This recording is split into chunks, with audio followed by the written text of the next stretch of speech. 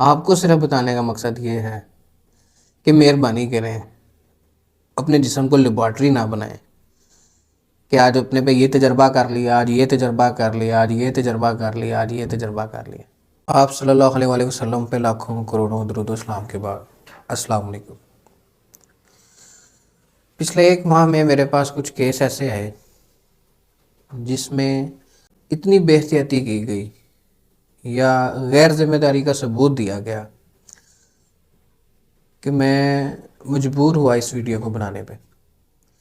میں اپنے ہر آنے والے مریض کو کہتا ہوں کہ کم از کم اس کو اس کی ڈیزیز میں بیسک انفارمیشن پتہ ہو، بیسک انفو ہو کہ اس مرض میں اس نے کیا کیا کھانا ہے، کیا پرہیز کرنا ہے۔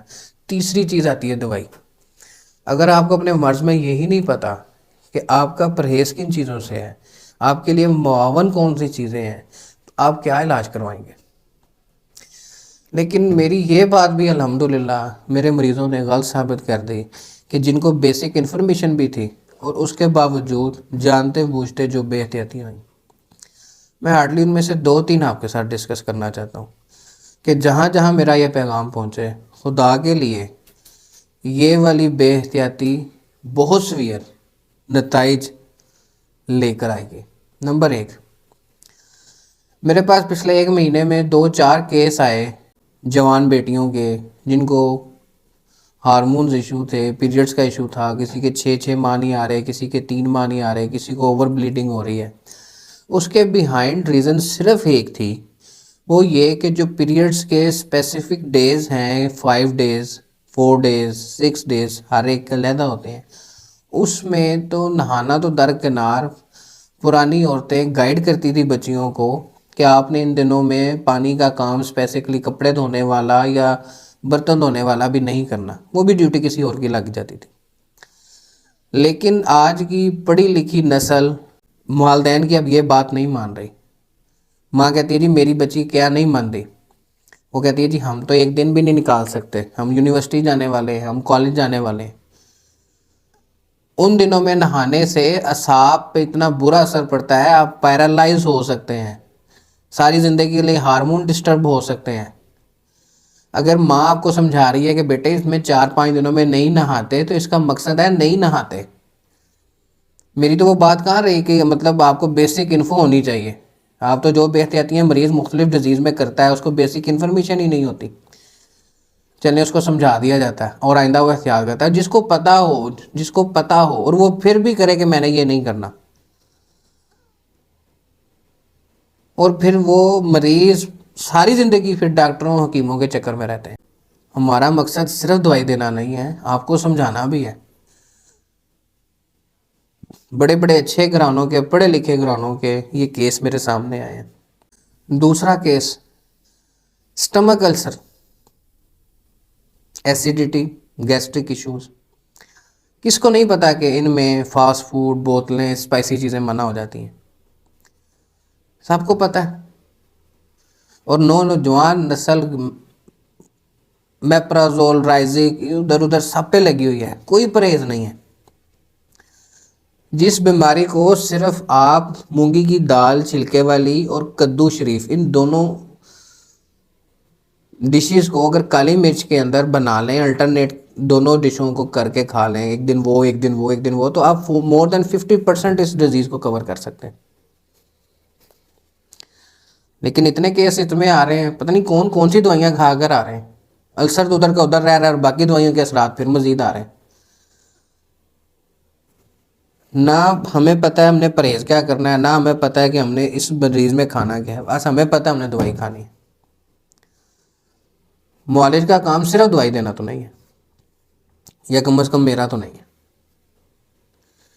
اگر آپ خود ہی اپنے ساتھ سنسیئر نہیں ہیں تو میں کیا دے دوں گا آپ کو؟ شفا تو اللہ نے دینی ہے نا۔ اور اللہ تو کہتے ہیں کہ جو قوم یا جو خود اپنے آپ کو ہی نہیں بہتر کرنا چاہتا، جو اپنے ساتھ ہی سنسیئر نہیں ہے۔ تیسرا کیس آج کل کافی آ رہا ہے، جو چھوٹے بچے ہیں 3 ماہ کے، 4 ماہ کے، 6 ماہ کے، ڈاکٹرز کے پاس جاتے ہیں، جی ہمارا بچہ پوری رات سونے نہیں دیتا، روتا رہتا ہے، سمجھ نہیں آ رہی۔ کوئی مریض آ رہا ہے جی 4 دن سے ٹیکے لگوا رہے ہیں، کوئی مریض آ رہا ہے جی 6 دن سے ٹیکوں کا کورس کرا لیا ہے، اب کسی نے آپ کا بتایا.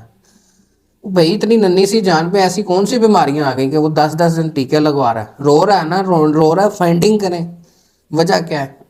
چھوٹے سے بچے میں پیٹ درد ہوگی، کان درد ہوگا، اس طرح کا چھوٹا موٹا ایشو ہوگا، آپ اس کو ایڈریس کریں. 1 دن کی دوائی دیں، اس میں دیکھیں کتنا ریلیف ہے، بچہ سو جائے گا. ہر ڈاکٹر ہے، پھر اس کی اپنی رائے ہے، اور پھر وہ جو کر رہے ہیں ہم کرنے بھی دے رہے ہیں.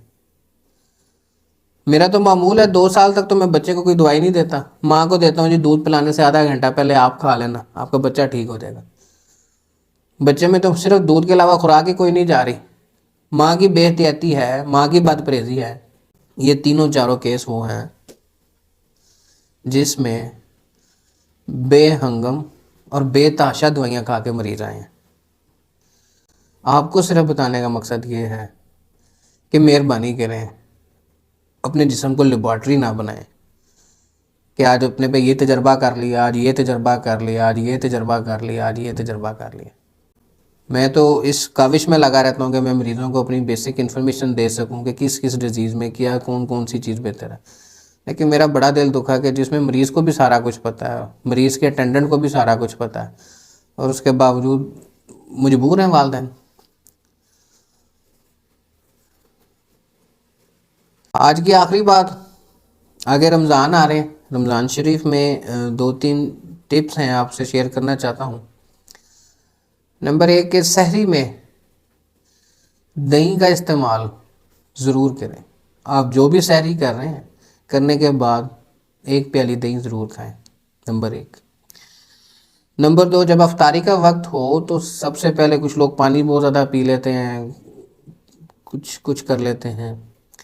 ایسے نہیں کرنا. آپ نے کھجور سے روزہ کھولنا ہے، اور اللہ تعالیٰ نے استطاعت دی ہے تو فروٹ، میدے میں کوئی آئلی چیز ایک دم، یا صرف پانی، ایسی چیز ایک دم نہیں پورے دن کے روزے کے بعد آپ نے کرنی.